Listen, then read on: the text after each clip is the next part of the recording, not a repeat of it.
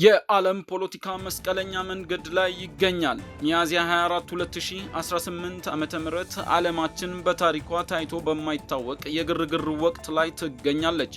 መከለሻ ሚዲያ ይህንን ታሪካዊ ክስተት ከዲፕሎማሲያዊ አዝቅት እስከ ጦር ሜዳ ድምጽ ድረስ በጥልቀት ይቃኘዋል። መከለሻ ሚዲያን ሰብስክራይብ እያደረጋችሁ ቤተሰብ ሁኑ። የደቡባዊ ሊባኖስ ሰማይ በጭስ ሲታፈን ተስተውሏል። በደቡባዊ ሊባኖስ መንደሮች ላይ የሚዘንበው እሳት ዛሬም አላባራም። ምንም እንኳን ከሚያዝያ 17 ጀምሮ በዋሽንግተን ድርድር ተኩስ አቁም ተብሎ ቢታወጅም በእስራኤል የጦር አውሮፕላኖችና ድሮኖች ግን ቃሉ የሚሰራ አይመስልም። ዛሬ ቅዳሜ ብቻ በእስራኤል የጦር አውሮፕላኖችና ድሮኖች በደረሰ ጥቃት ቢያንስ 10 ሰዎች ተቀጥፈዋል። በናቲባ ክፍለ ሀገር በሚገኘው ሹኪን መንደር ላይ በደረሰ ጥቃት 3 ንጹሃን ዜጎች ተቀጥፈዋል። በተጨማሪም በካፋር ዳጃል መንደር ውስጥ አንዲት መኪና በድሮን ተመታ 2 ሰዎች መሞታቸውን የሊባኖስ ብሔራዊ የዜና አገልግሎት ኤንኤንኤ ዘግቧል። በሉዊዝ መንደር ደግሞ አንድ መኖሪያ ቤት በቦምብ ተደብድቦ የ3 ሰዎች ሕይወት አልፏል። በአጠቃላይ ባለፉት 2 ቀናት ብቻ እስራኤል 44 ሰዎችን ገድላለች። ጦርነቱ ከተጀመረ ወዲህ የሟቾች ቁጥር 2618 የደረሰ ሲሆን ከ1 ሚሊዮን በላይ ሊባኖሳውያን ቤታቸውን ጥለው ተሰደዋል። የአልጄዚራ ዘጋቢ ሮሪ ቻላንድስ እንደገለጸው ተኩስ አቁሙ በስም እንጂ በምድር ላይ የለም፣ ጦርነቱ ይፋፋማል እንጂ አይቆምም ብሏል። የሂዝቦላ ረቂቅ ቴክኖሎጂ። ይሁን እንጂ ተከታታይ ጥቃት የሚሰነዘርበት ሂዝቦላ እጁን አልሰጠም። በፋይበር ኦፕቲክ ገመድ የሚመሩ አዳዲስ ድሮኖች የእስራኤልን መርካባ ታንኮች እንደ ደረቅ ወረቀት እየበሳሱ መሆኑም ተሰምቷል። ይህ አዲስ የቴክኖሎጂ ፍልሚያ የእስራኤልን ወታደራዊ መኮንኖች በከፍተኛ ሁኔታ አስቆጥቷል።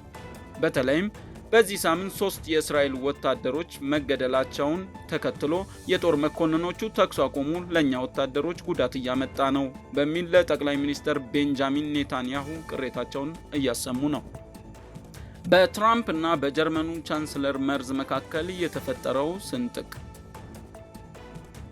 በትላንትናው ዕለት በአትላንቲክ ውቅያኖስ ማዶ የተለኮሰው የዲፕሎማሲያዊ እሳት አውሮፓን እያናወጠ ነው።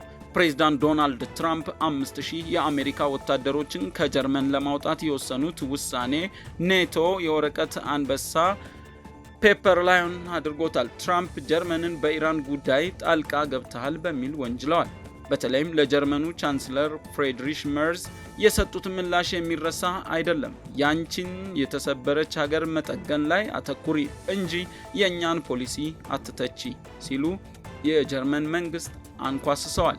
ጀርመን አሁን አሜሪካ የለችም በሚል እሳቤ ራሷን የጦር አቅም ለመገንባት በቢሊዮን የሚቆጠር ዩሮ እየመደበች መሆኑን የመከላከያ ሚኒስትሩ ቦሪስ ፒስቶሪያ ገልጸዋል። የአውሮፓ የመኪና ኩባንያዎች ላይ የታክስ ጫና እንደሚደረግም ትራምፕ ማስጠንቀቂያ ሰጥተዋል። የሆርሙዝ ወሽመጥና የዓለም ኢኮኖሚ ትንፋሽ።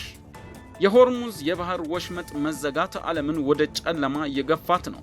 ፕሬዝዳንት ትራምፕ የኢራንን የሰላም ሐሳብ ሊቀበሉት የማይችሉትን ነገር የጠየቀ ሲሉ ውድቅ ማድረጋቸው ውጥረቱን ወደ አዲስ ምዕራፍ አሸጋግሮታል። የነዳጅ ዋጋ ጣራ በመንካቱ ምክንያት እንደ ስፕሪት ኤርላይንስ ያሉ ኩባንያዎች ስራቸውን ለማቆም ተገደዋል።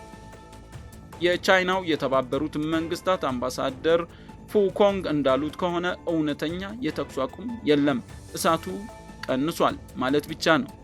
የባህር ላይ ወንበዴነት ዳግም መፈተል ጀምሯል። በዚህ ግርግር መሃል በየመን የባህር ዳርቻ ዩሬካ የተሰኘች የነዳጅ ጫኝ መርከብ ማንነታቸው ባልታወቁ የታጠቁ ሰዎች ተጠልፋ ወደ ሶማሊያ ባህር እያመረች መሆኑን ተዘግቧል። እንዲሁም በጋዛ ጥምር ኃይሎች የታገቱት የፊሎሪቲ አክቲቪስቶች ሰይፉ አቡ ፑኬሽ እና ቲያጎ አቪላ በእስራኤል ቁጥጥር ስር መሆናቸውም ታውቋል። የደቡብ አፍሪካ የህግ ጦርነትና የዘር ጭፍጨፋ ክስ።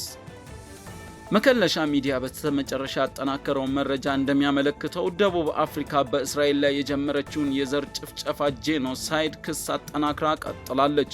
በዓለም አቀፉ የፍትህ ፍርድ ቤት ICJ የቀረበው ይህ ክስ ዓለም አቀፍ ማህበረሰብ በጋዛ ለሚፈጸመው ግፍ ቸልተኛ መሆኑን ኮንኗል።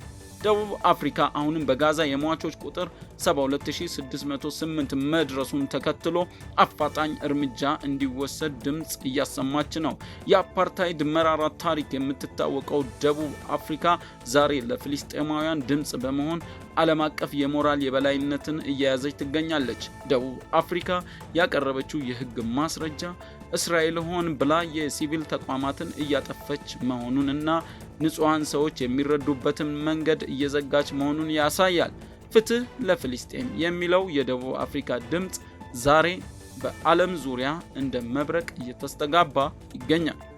እናም ደቡብ አፍሪካ ኢትዮጵያን ጨምሮ አብዛኛውን የውጭ ሀገራትን ከሀገራቸው ለቀው እንዲወጡ በማስፈራራት፣ በመግደል፣ በመዝረፍ ለአብዛኛው የአፍሪካዊም ስጋት በመሆን በከባድ አመጽ ውስጥ ትገኛለች። በዚህም እስካሁን ድረስ በቁጥር የሟቾች ቁጥር ጠርዝ ባይታወቅም ከኢትዮጵያ 4 ሰዎች ሲሞቱ አብዛኞቹ የሀገራችን ዜጎች ተዘርፈዋል። እንዲሁም የይድረሱልኝ ጩኸት እያሰሙ ሲሆን በዓለም ላይ ያሉ ትውልደ ኢትዮጵያውያን ድምጽ እንሁንላቸው በማለት በተለያዩ የማህበራዊ ድረገጾች ሐሳባቸውን እየገለጹ ይገኛሉ። የነዳጅ ዋጋ ንረት፣ በጋዛ የቀጠለው ስቃይ እንዲሁም የደቡብ አፍሪካ የዘር ማጥፋት ሂደቶችን በተመለከተ አዳዲስ ሐሳቦች ሲደርሱን ለእናንተ የምናደርስ ይሆናል። ለመከለሻ ሚዲያ ተመልካቾች ማሳሰቢያ፣ መከለሻ ሚዲያ እውነትን ብቻ ሳይሆን የተደበቁ ታሪኮችንም ያወጣል። ዓለም በመስቀለኛ መንገድ ላይ ባለችበት በዚህ ወቅት እኛ መረጃን እንደ ጋሻ አድርገን እንቆማለን። መከለሻ ሚዲያን ስለመረጡ እናመሰግናለን። ሰብስክራይብ ማድረግ እንዳይዘነጉ።